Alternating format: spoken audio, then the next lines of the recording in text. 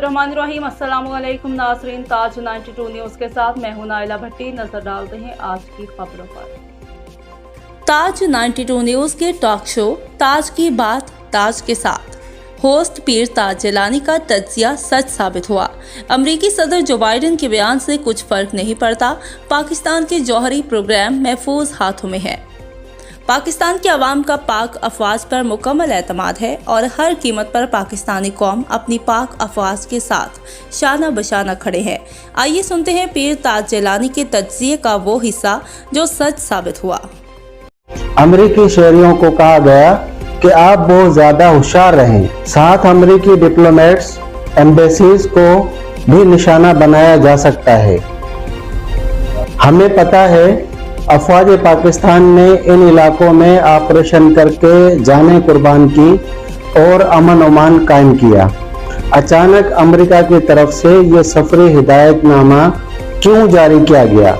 इसकी चंद एक निशानी जो कड़ी से कड़ी मिलती हैं, जैसा कि हालिया अफगानिस्तान के हुसैन हक्कानी चंद दिन पहले अमेरिकी चैनल को इंटरव्यू देते हुए कहा कि दो वजूहात हैं। अमेरिका पाकिस्तान से ताल्लुकात चाहता है, जो पाकिस्तान के मफादात के लिए नहीं, बल्कि एक तो ये कि पाकिस्तान की जोग्राफियाई location Afghanistan, China, India, Russia यानी सेंट्रल।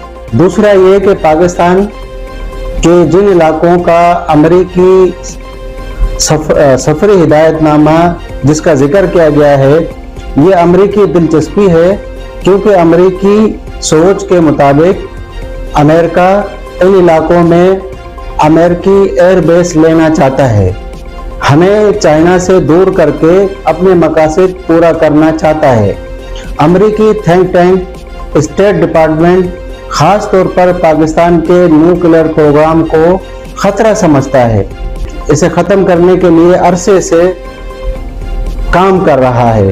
पाकिस्तान आज तक अमेरिकी थिंक टैंक में न्यूक्लियर ममालिक की मेंबर साजी नहीं की है। पाकिस्तान को एटमी न्यूक्लियर प्रोग्राम में शामिल न करना अमेरिका की एक चालाकी है, जबकि भारत को अमेरिकियों ने न्यूक्लियर प्रोग्राम में शामिल किया हुआ है।